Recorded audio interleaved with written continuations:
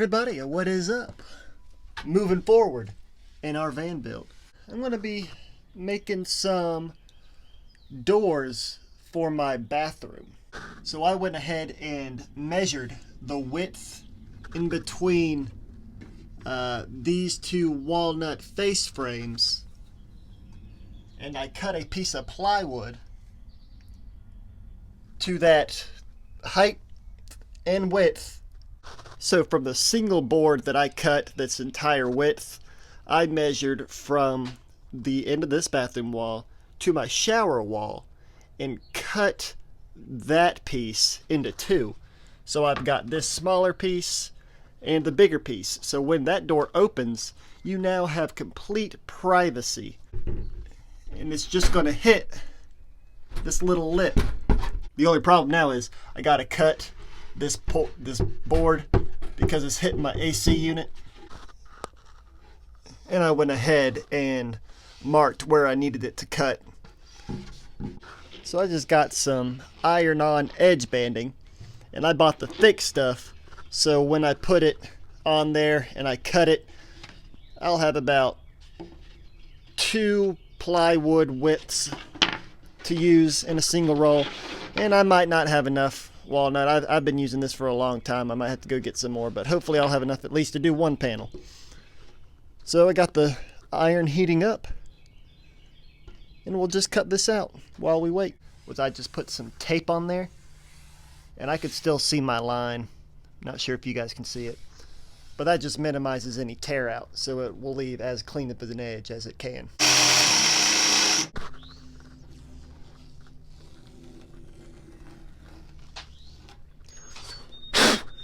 And that's what that looks like after a jigsaw cut with some tape. Not too bad, but a little jagged. Some sanding will clean it up nice. And I believe I've shown edge banding in my previous videos, but what I'm going to do is do the shortest sides first, and then come back in with the longest side first, because there is a little bit of width to this. So when I do the shortest and then the wider, or the longer side, it will cover up the edge of the short side to where you don't really see the edges. Just a little thing, but all you got to do is heat up the glue and it'll stick really good, and then you go back in with a razor and just cut it off. And for ease of manageability, I'm just going to cut a piece a little bit longer than I need, just so I don't have to deal with the roll of stuff. I just try to light it up as best I can with one edge and cut off the rest to leave the most amount of material. And I'll just kind of roll over the edges just to make sure those are nice and adhered.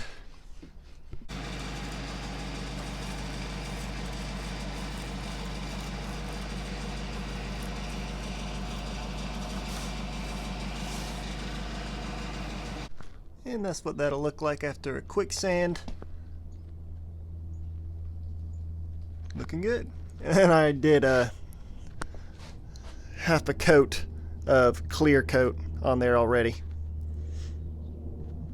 And it might be noteworthy to mention that on these walnut veneered plywood panels, they always got 2 sides. I would call this one more smooth, more simple grain pattern side, and then your more intense grain pattern side. And this is actually going to be my face frame. This will stain a little bit darker than this side. This was real light wood and more of the sap wood. I mean, it doesn't look bad. It looks pretty cool, but it's the not the pattern I was going for. So this is my back side, and I just wanted to finish this side first and clean it up before I turned it over and actually worked on the face side. So I'm going to be attaching these walnut doors. I'm going to just call them a door. It's a door. is going to open up, and I'm just connecting it with these piano hinges. And the Home Depot that I went to only had 36-inch, or that's about 48. That's about 4 feet. 1, 2, maybe 48 inches. 48-inch hinge, and I spliced on another one. Well, all I did was I bought two 48 inches and then cut this one to fit this width, and I haven't attached it fully yet, but it doesn't probably need that many attachment points, but it will clean up that edge, making it continuous from floor to ceiling. And I plan on putting shelving on the back of this, so when it opens, you have access to all your toiletries and all your shower needs on the back of this door.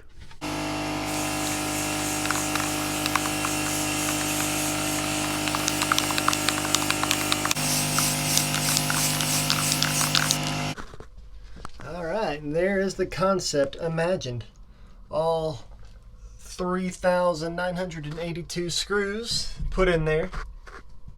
I probably didn't need to put in every single one of these screws, but yeah, I thought it was looking a little weird if you skip every third one, but I went ahead and did it. Had to pre-drill each one because the screw heads are so small that it just kept slipping every time I put it in there. So I just got a 16th inch drill bit, pre-drilled all these holes, and now I've got a wall that actually closes. And there's my little gap at the top to compensate for the air conditioner. Looks like it's nice and even with the tile. It's gonna look good, and it's already clear coated in there. Oh, it's awesome. Open it up. Shower door stops it.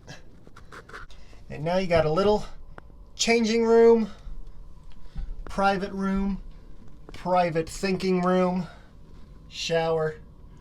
Just do your own morning routine without anybody looking at you. So this is my other door. Had to notch it a teeny tiny bit. This one goes in here, and I really should have tested these before I put on the edge banding, and I didn't. For some reason, I was thinking that I actually cut the boards probably about 1/8 shorter than this space, and then the blade itself is 1/8, so I was thinking there'd be 1/4 that is gone from both the measurements that I needed, and that would compensate for the actual hinges and their width. And turns out, when you got the hinges and the edge banding on every single door, it actually equals about 1/2 inch. So this board, if all that made sense, this board is 1/4 inch too big, and I'm going to need to cut that.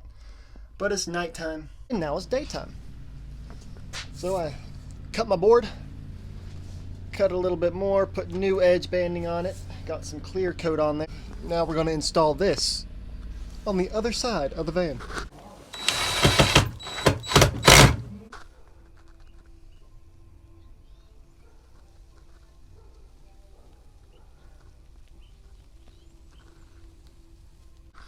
Stuck a little piece of sandpaper in there because these hinges are making this door spring loaded. Alright, I'm going to attempt to show you this.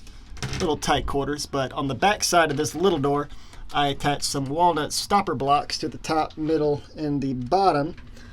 So when this door closes, the bigger door will be able to grab those magnets and stay shut. And hopefully those are strong enough to keep it from opening as I'm driving. I'm going to need to put a handle up here somewhere, probably not in the middle, so when you're walking, you don't hit your hips on the handle, but up high so you can open it. And I might close this in with some walnut and just attach it to the face frame, and you can't use it as a handle because of the AC unit. So far it works pretty good. Looks nice No, it's hard to see because we're so close. I'll try to get a better angle of it. There it is, complete, looking real good. Added one little handle on there. I'm debating whether or not to put another one on there just to make it look good, but it does not need it because this door opens when this door opens.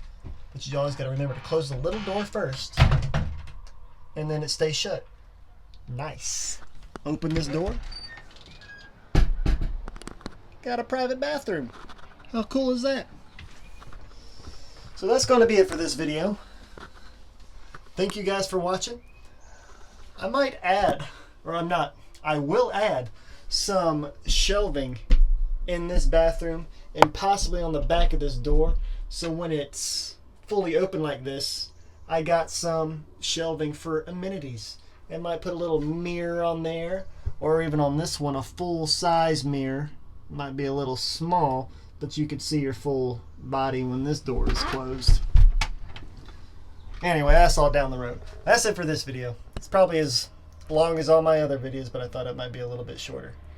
Well, thank you guys for watching. I'll see you later.